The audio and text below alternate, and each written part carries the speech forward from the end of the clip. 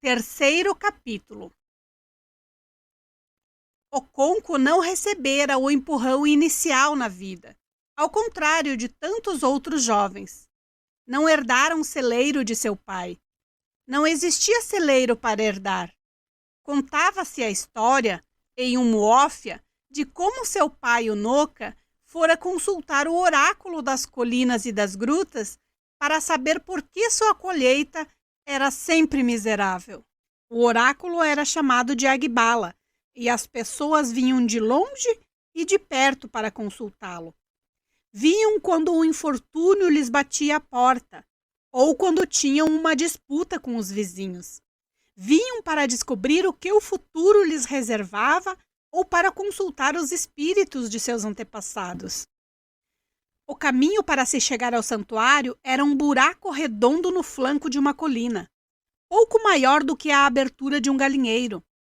Os devotos e aqueles que vinham em busca da sabedoria do Deus tinham de arrastar-se de barriga no chão para poder atravessar o tal buraco e chegar à presença de Agbala, num espaço escuro e enorme. Ninguém jamais vira Agbala, exceto sua sacerdotisa. Mas nenhum daqueles que se arrastaram para dentro do terrível santuário dali saíra sem o temor do poder do oráculo.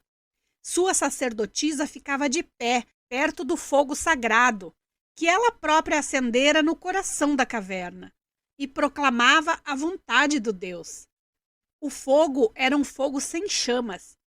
Os troncos incandescentes apenas serviam para iluminar de modo vago a sombria figura da sacerdotisa. Algumas vezes um homem vinha consultar o espírito do pai ou de um parente que falecera. Dizia-se que, quando o espírito se revelava, o homem o divisava vagamente na escuridão, porém jamais ouvia a sua voz. Algumas pessoas diziam até ter ouvido os espíritos voar e bater as asas contra o teto da gruta. Há muitos anos, quando Oconco ainda era menino, seu pai, o Noca, fora consultar Agbala. Naquele tempo, a sacerdotisa era uma mulher de nome Chica. Estava cheia do poder de seu Deus e era muito temida. O Noca ficou de pé diante dela e começou sua história.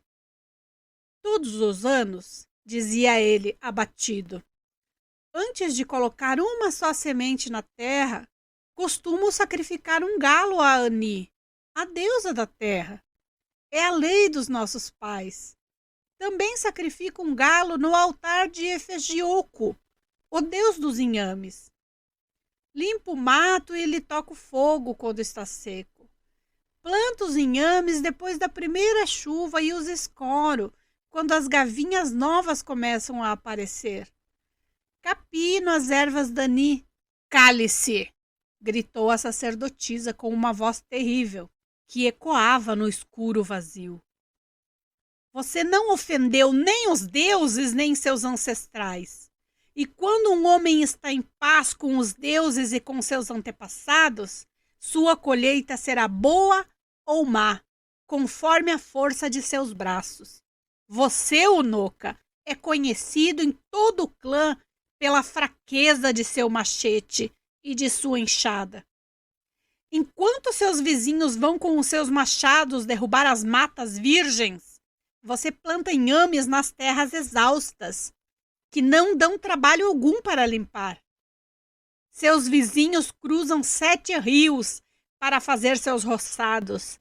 Você fica em casa e oferece sacrifícios por um solo cansado. Vá para casa e trabalhe como homem. O Noca era um homem infeliz. Tinha um mau chi, ou Deus pessoal, e a má sorte o perseguiu até o túmulo, ou melhor, até sua morte, pois ele não teve túmulo. Morreu do inchaço que era uma abominação para a deusa da terra. Quando um homem sofria de inchação do estômago ou dos membros, não lhes era permitido morrer em casa. Levavam-no para a floresta maligna e lá o abandonavam para morrer. Contava-se a história de um homem muito teimoso, que voltou para casa cambaleando e teve de ser carregado de volta para a floresta, onde o amarraram a uma árvore. A doença era uma abominação para a terra, e por isso a vítima não podia ser enterrada em suas entranhas. O doente morreu e apodreceu por cima da terra, e não lhe fizeram enterro, nem de primeira, nem de segunda.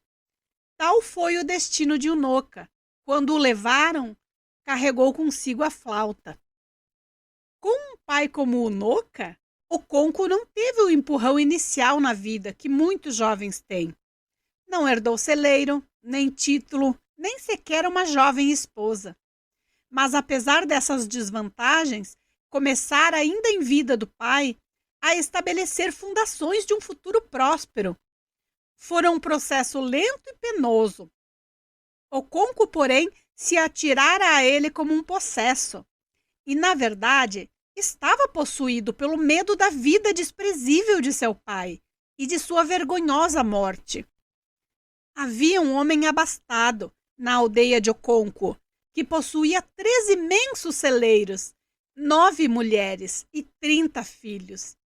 Seu nome era Nuaquibe, e ele recebera o segundo dos mais elevados títulos a que um homem podia aspirar no clã. Foi para esse homem que o Conco trabalhou, a fim de ganhar os primeiros inhames que pôs na terra como semente. Levou uma cabaça de vinho de palma e um galo para Nuabique. 2 vizinhos idosos foram chamados, e 2 dos filhos mais velhos de Nuabique também estavam presentes em seu obi. O Conco apresentou uma noz de cola e uma pimenta, que foram passadas ao redor, para que todos vissem, e depois lhe foram devolvidas. Rompeu a noz dizendo: todos nós viveremos, oremos pela vida, pelas crianças, por uma boa colheita e pela felicidade. Vocês terão o que for bom para vocês, e eu o que for bom para mim. Deixemos pousar o gavião e deixemos a garça pousar também. Se um disser não ao outro, que sua asa se parta. Depois que comeram a noz de cola, o Conco trouxe o vinho de palma, que deixara num canto da habitação onde estivera sentado, e pousou a cabaça no centro do grupo. Dirigiu-se então a Nuabique, chamando-o de nosso pai. Nai, disse ele, trouxe-lhe esta pequena cola. Como o nosso povo costuma dizer, um homem que presta homenagem aos grandes pavimenta o caminho de sua própria grandeza. Vim prestar-lhe homenagem e também pedir-lhe um favor. Mas primeiro, bebamos o vinho. Todos agradeceram e os vizinhos tiraram seus chifres de beber de dentro das sacolas de pele de bode que traziam. Nuabique despendurou dos caibros o que era seu. O mais moço dos filhos, que também era o mais jovem do grupo, foi até o centro do cômodo. Levantou a cabeça, apoiando-a sobre o joelho esquerdo, e começou a servir o vinho. O primeiro a receber a bebida foi o Conco, que deveria prová-la antes de qualquer outro. Depois, todos beberam, a começar pelo homem mais velho. Quando 2 ou 3 chifres haviam sido tomados, Nuabique mandou virem suas mulheres. Algumas não estavam em casa e somente 4 apareceram. A Nazi não está em casa? Perguntou-lhes. Elas responderam que a Nazi estava vindo. A Nazi era a primeira mulher e as demais não podiam beber antes dela. Ficaram, por isso, à espera que chegasse. A Nazi era uma mulher de meia idade, alta e forte. Havia autoridade em sua postura, e ela aparentava, nos mínimos detalhes, ser realmente quem governava o mulherio de uma grande e próspera família. Trazia a tornozeleira que representava os títulos de seu marido, e que somente a primeira esposa podia usar. Encaminhou-se até Nuabique e aceitou o chifre que ele lhe ofereceu. Depois dobrou-se sobre um dos joelhos, bebeu um pouco e devolveu o recipiente. Ergueu-se, chamou-o pelo nome e voltou para sua choça. As outras mulheres beberam da mesma maneira, na ordem apropriada, e foram embora. Os homens continuaram a beber e a conversar. Ogbuefe e Digo falava do sangrador de vinho de palma, o Biaco, que repentinamente abandonara a profissão. Deve haver alguma coisa por trás disso, argumentou, limpando a espuma de vinho do bigode com as costas da mão esquerda. Deve haver alguma razão para semelhante atitude. Um sapo não costuma correr durante o dia sem motivo. Alguns dizem que o oráculo avisou Obiaco de que ele corria o risco de cair de uma palmeira e se matar. Falou a Cucalha. Obiaco sempre foi um sujeito estranho, acrescentou Nuabique. Ouvi contar que há muitos anos, pouco depois de seu pai morrer, Obiaco foi consultar o oráculo, e este lhe disse: seu falecido pai deseja que você lhe sacrifique um bode. E vocês sabem o que Obiaco respondeu ao oráculo? Pergunte a meu pai se ele teve uma ave sequer quando estava vivo. Todos riram gostosamente, exceto o Conco, que deu um riso meio sem graça, porque, como diz o ditado, mulher velha sempre fica um pouco sem graça quando se mencionam ossos secos num provérbio. O Conco estava se lembrando de seu próprio pai. Afinal, o rapaz que estivera servindo vinho ergueu um chifre cheio até a metade de uma borra branca e espessa e declarou: o que estamos tomando já está terminando. Já notamos, replicaram os outros. Quem vai beber a borra? Indagou o rapaz. Quem quer que tenha uma tarefa em mãos. Falou Idigo, olhando para o filho mais velho de Nuabique, Igvedo, com um brilho malicioso nos olhos. Todos concordaram que Igvedo deveria tomar a borra do vinho. Ele aceitou do irmão o chifre cheio até a metade e bebeu-o. Como dissera Idigo, Igvedo tinha realmente uma tarefa em mãos, porque desposara sua primeira mulher havia 1 mês ou 2. A borra espessa do vinho de palma era considerada muito aconselhável aos homens que iam dormir com suas mulheres. Depois que beberam o vinho, o Conco contou a Nuaquibe suas dificuldades. Vim procurá-lo, disse, porque preciso de seu auxílio. Talvez o senhor já esteja adivinhando do que se trata. Limpei uma roça, mas não possuo inhames para plantar. Sei o que significa pedir a um homem que confie em outro, quando se trata de seu inhame, principalmente nos dias de hoje, em que os jovens têm medo do trabalho duro. Eu não tenho medo do trabalho. O lagarto que conseguiu pular do alto da árvore para o chão disse que se elogiaria a si próprio, se ninguém mais o fizesse. Eu comecei a me defender numa idade em que a maioria das pessoas ainda está mamando o leite da mãe. Se o senhor me der alguns inhames para plantar, prometo não decepcioná-lo. Nuaquibe limpou a garganta. Fico muito satisfeito em ver um rapaz como você nos dias que correm, em que a juventude está se tornando mole demais. Muitos jovens têm vindo pedir-me inhames, mas tenho me recusado a ajudá-los, porque sei que contentariam em enterrar os tubérculos no chão e deixá-los ali, até serem asfixiados pelas ervas daninhas. Quando lhes digo que não, pensam que sou um sujeito de coração duro, mas não é bem assim. Eneque, o pássaro, diz que, desde que o homem aprendeu a atirar sem errar a pontaria, ele, o pássaro, aprendeu a voar sem pousar. Eu aprendi a ser sovina com os meus inhames, porém, posso confiar em você. Basta olhar para o seu rosto para saber disso. Como diziam nossos antepassados, pode-se descobrir que uma espiga de milho está madura só pelo seu aspecto. Eu lhe darei 2 vezes 400 inhames. Pode ir preparando o seu roçado. O Conco agradeceu uma e outra vez e foi para casa feliz. Tinha certeza de que Nuaquibe não lhe negaria ajuda, mas não esperava que viesse a ser tão generoso. Não imaginara que fosse conseguir mais do que 400 inhames. Agora teria de preparar um terreno maior. Tinha a esperança de conseguir mais outros 400 inhames com um amigo de seu pai, em Iciuso. Como meeiro agrícola, era preciso percorrer um demorado caminho até se chegar a construir um celeiro próprio. Depois de muito trabalho árduo, só se tinha direito a 1/3 da colheita.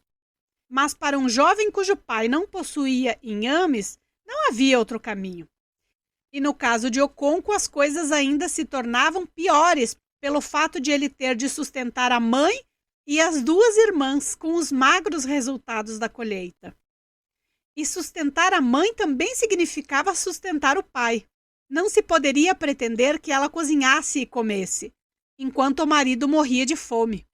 E assim, numa idade muito nova, enquanto lutava desesperadamente para construir um patrimônio como meeiro, o Conco tinha também de sustentar a casa de seu pai. Era como jogar grãos de milho dentro de um saco cheio de buracos. A mãe e as irmãs trabalhavam com afinco, mas cuidavam de plantações tipicamente femininas, como o cará, o feijão e a mandioca. O inhame, rei das colheitas, era plantio de homem. O ano em que o Conco pediu emprestados a Nuaquibe 800 inhames foi o pior de que se tem a notícia. Nada aconteceu no momento certo. Ou aconteceu muito cedo ou aconteceu tarde demais. Parecia que o mundo tinha ficado doido. As primeiras chuvas chegaram tarde e, quando vieram, foi apenas durante um breve espaço de tempo. O sol abrasador retornou, mais forte do que nunca, e crestou todo o verde que despontara com as chuvas. A terra queimava como carvões aquecidos e tostava os inhames que tinham sido plantados. Como todo bom agricultor, Oconco começara a plantar com as primeiras chuvas. Já conseguira plantar 400 inhames, quando as águas secaram e o calor voltou. Olhava o céu o dia inteiro, em busca de sinais de chuva, e passava a noite inteira acordado. De manhãzinha, voltava ao roçado e via os grelos murchando. Tentara protegê-los da terra em brasa, colocando anéis de folhas grossas de sisal em torno deles. No fim do dia, contudo, os anéis de sisal estavam queimados, secos, cor de cinza. Trocava-se todos os dias e orava para que a chuva caísse durante a noite. Mas a seca continuou durante 8 semanas de mercado. E os inhames foram destruídos. Alguns agricultores ainda não tinham plantado seus inhames. Eram os preguiçosos, os boas-vidas, que sempre adiavam ao máximo a época de cuidar de suas terras. Nesse ano tinham sido eles os sábios. Demonstravam solidariedade aos vizinhos, abanando muito a cabeça, porém, no fundo, estavam satisfeitos com aquilo que consideravam o resultado de uma correta previsão. Quando as chuvas finalmente voltaram, Oconco plantou o que restara de seus inhames. Teve um consolo. Os inhames que plantara antes da seca eram de sua propriedade, a colheita do ano anterior. Ainda lhe restavam os 800 de Nuaquibe e os 400 do amigo de seu pai. Poderia, portanto, recomeçar. Mas o ano enlouquecera de vez. A chuva começou a cair mais forte do que nunca. Durante dias e noites seguidas, choveu torrencial e violentamente. E a chuva arrasou os montículos de terra sobre os inhames. Árvores foram desenraizadas e profundas fossas apareceram por toda parte. Depois, a chuva tornou-se menos violenta, mas prosseguiu dia após dia, sem pausa. O curto período de sol, que costumava haver no meio da estação chuvosa, não houve. Os inhames brotavam em luxuriantes folhas verdes, porém todos os agricultores sabiam que, sem sol, os tubérculos não cresceriam. Naquele ano, a colheita foi triste, parecia um funeral. Muitos agricultores choravam à medida que desenterravam seus miseráveis e apodrecidos inhames. Um homem amarrou o pano com que se vestia ao galho de uma árvore e se enforcou. Pelo resto de sua vida, Oconco relembraria esse ano trágico com um arrepio. Mais tarde, sempre que recordava aquilo tudo, surpreendia-se por não ter sucumbido ao desespero. Sabia que era um lutador ardoroso, mas aquele ano fora dose suficiente para arrebentar a coragem de um leão. Depois de ter sobrevivido aquele ano, costumava dizer, estou certo de que sobreviverei a qualquer coisa. e debitava isso à sua inflexível força de vontade. Seu pai, o Noca, que na época já era um homem doente, dissera-lhe naquele terrível mês da colheita: não se desespere. Eu sei que você não vai se desesperar. Você possui um coração viril e orgulhoso. Um homem de coração orgulhoso é capaz de sobreviver a um malogro generalizado, porque semelhante malogro não lhe afeta o orgulho. É mais difícil e mais amargo a um homem fracassar sozinho. O Noca estava, assim, em seus últimos tempos de vida. O amor pela conversa crescera com a idade e com a doença. Com isso, esgotava, para além de todas as palavras, a paciência de Oconco.